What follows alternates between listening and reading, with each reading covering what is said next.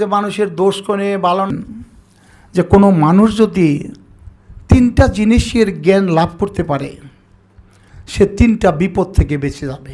এক নাম্বার, আল্লাহ পাক সমস্ত বিশ্ব ব্রহ্মাণ্ড সৃষ্টি করছেন নিখুঁতভাবে, কোনো খুঁত নাই। এটা যারা মনে করবে আল্লাহ তাদেরকে পেটি ফল ফাইন্ডিং উইথ আদার্স, আমরা যে মানুষের দোষ কোনে ভালো নাই খারাপ এই সেই কই, আল্লাহ এটা থেকে বাঁচাবে। দুই নাম্বার, অ্যালটমেন্ট অফ ফরচুন, আল্লাহ তাআলা আপনাকে সুন্দর চেহারা দিছে, অনেক সুন্দর বিদ্যা দিছে, বুদ্ধি দিছে, টাকা পয়সা দিছে, প্রাচুর্য দিছে, সম্মান দিছে, সুযোগ দিছে, এগুলি সমস্ত আল্লাহর দয়া। এখানে আমাদের হিংসা করার কোনো জায়গা নাই। এটা যারা মনে করে allotment of fortune is given by আল্লাহ সুবহানাহু ওয়া তাআলা, আপনাকে ভদ্র ঘরের সন্তান হিসেবে দুনিয়াতে আল্লাহ পাঠাইছে, এগুলি যারা মনে প্রাণে বিশ্বাস, আল্লাহ তাদেরকে হিংসার আগুন থেকে বাঁচায় দিবে। আর তিন নাম্বার একটা দারুণ কথা বলছে হযরত আলী, আমাদের ওজুদ কি, আমরা দুনিয়াতে কেমনে আসলাম।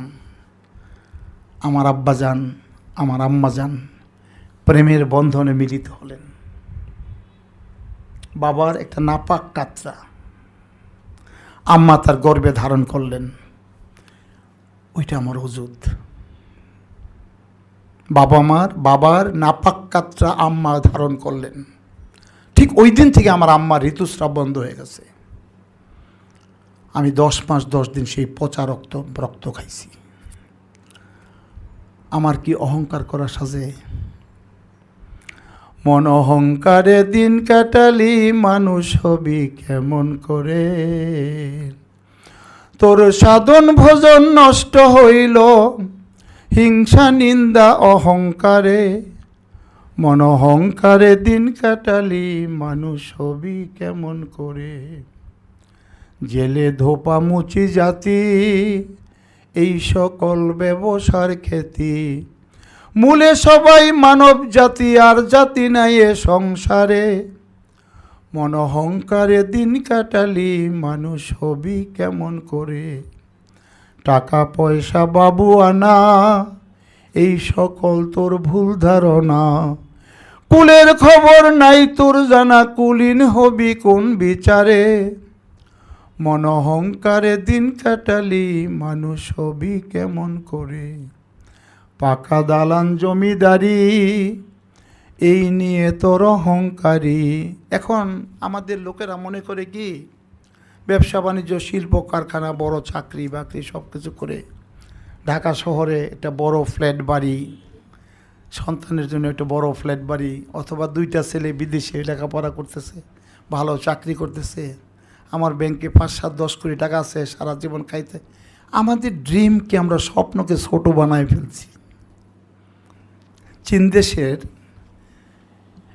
এক যুবরাজ শিকার করতে গেছে, সাথে ওর সমবয়সী ওদের কৃতদাসের একটা ছেলে, একই বয়স, দেখতে শুনতে খুব সুন্দর, দুইজন একসাথে শিকারে গেছে।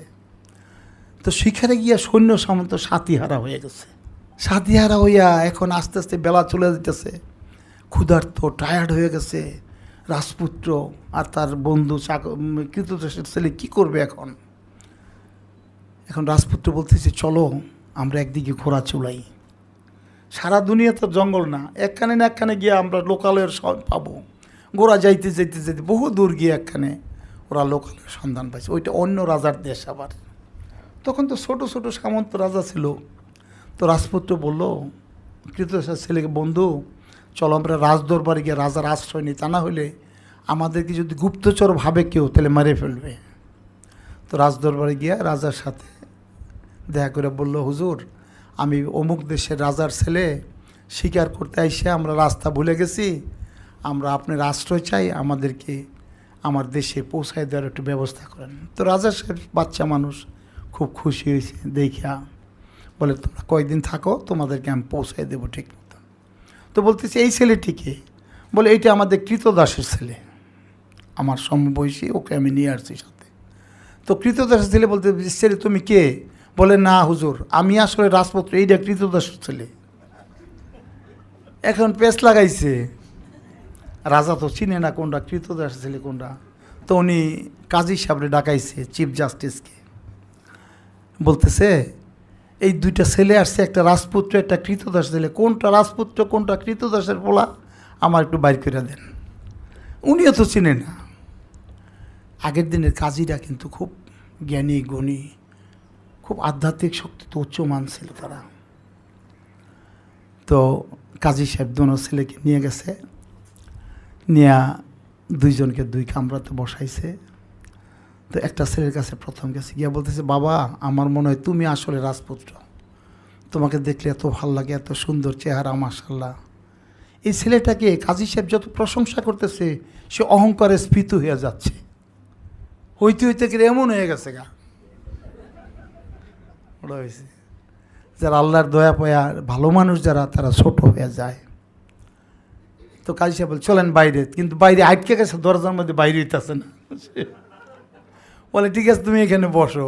তারপরে গেছে আরেক ছেলের কাছে। তো উনি কাজী সাহেবকে এত আদর করতেছে, সোহাগ করতেছে, তাকে প্রশংসা, আর ছেলেটা না শরমে লজ্জায় একদম ম্রিয়মান হয়ে যাচ্ছে। যারা নেককার মানুষ, ওদেরকে যখন আল্লাহর দয়া আসে তারা আসর ছোট হয়ে যায়, আল্লাহর কাছে শুকরগুজারি করে। বলে চলো, সে আস্তে করে দরজা দিয়ে বাইরে হয়ে গেছে, গিয়া বলেন এটা রাজার পুত্র। এই একটা কথা বিনয়, আমার রাসূলুল্লাহ বলছেন প্রকৃত বিনয় সকল সদ্গুণেরই উৎস। রাসূলে পাক বলছেন যাকে আল্লাহ বিনয়ের ভূষণ দিছে তাকে এই পৃথিবীর সমস্ত নেয়ামতের বেশিরভাগ দেওয়া হয়ে গেছে।